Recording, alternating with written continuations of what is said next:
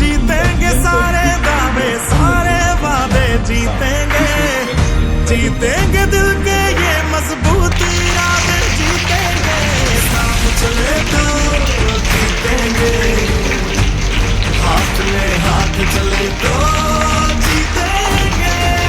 और साथ ही साथ न्यूरो डीजेनरेटिव डिजीजेस और थेरेपीज पर भी रिसर्च चल रही है स्टेशन में।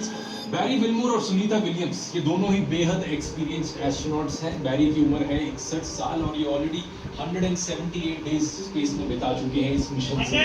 सुनीता विलियम्स कल्पना चावला की तरह ही इंडियन ओरिजिन एस्ट्रोनॉट है, हालांकि इनका जन्म अमेरिका में हुआ है। ये 58 साल की हो चुकी है और इस मिशन से पहले 322 दिन स्पेस में रह चुकी है। इससे पहले ये एक्सपीडिशन 14, 15, 32 और 33 का हिस्सा था। साथ ही साथ एक्सपीडिशन 33 की एक कमांडर भी थी, तो आप अंदाजा लगा सकते हो कितनी एक्सपीरियंस है। तो मोटे मोटे तौर पर इन दोनों एस्ट्रोनॉट्स को किसी चीज की दिक्कत होनी नहीं चाहिए, क्योंकि यहाँ पर खाना है, पानी है, ऑक्सीजन है। कपड़ों की थोड़ी सी दिक्कत थी, क्योंकि ये 8 दिन के कपड़े लेकर आए थे, ज्यादा चीजें अपने साथ कैरी नहीं करके लाए थे। लेकिन इसके लिए नासा ने एक शिपमेंट भेजी इनकी पर्सनल बिलोंगिंग्स की 6 अगस्त को। तो ये तो हुई एस्ट्रोनॉट्स की बात, लेकिन अब आते हैं प्रॉब्लमैटिक चीज, जो कि है ये स्टार लाइनर स्पेसक्राफ्ट। बोइंग का ये स्टार लाइनर स्पेसक्राफ्ट एक ऑर्बिटल स्पेसक्राफ्ट। इसका पूरा नाम है crew space transportation -100 star liner, तो शॉर्ट में इसे CST 100 स्टार लाइनर भी कहा जाता है। स्पेसएक्स के बाद बोइंग ही इकलौती ऐसी प्राइवेट कंपनी है जो एक orbital spacecraft international space station तक पहुंचा पाई।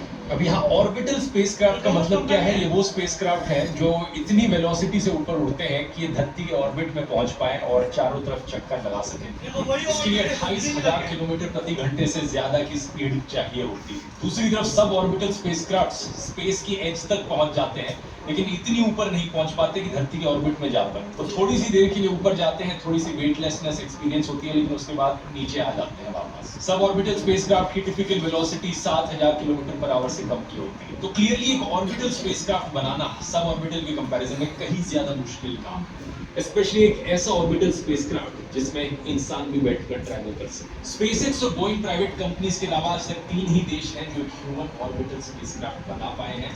ये है चाइना, रशिया और USA, और इंडिया कोशिश कर रहा है। हमारा जो गगनयान मिशन है वो यही चीज होगी, इंसानों को एक ऑर्बिटल स्पेसक्राफ्ट में बिठाकर स्पेस में भेजना। इसकी पहली ऑर्बिटल टेस्ट फ्लाइट इस साल दिसंबर में होने वाली है। हालांकि एक अनक्रूड फ्लाइट होगी, यानी कि कोई इंसान इसमें बैठेंगे नहीं। पहले टेस्ट के लिए ये ह्यूमनॉइड को उठाएंगे, जिसका नाम व्योम मित्र रखा गया।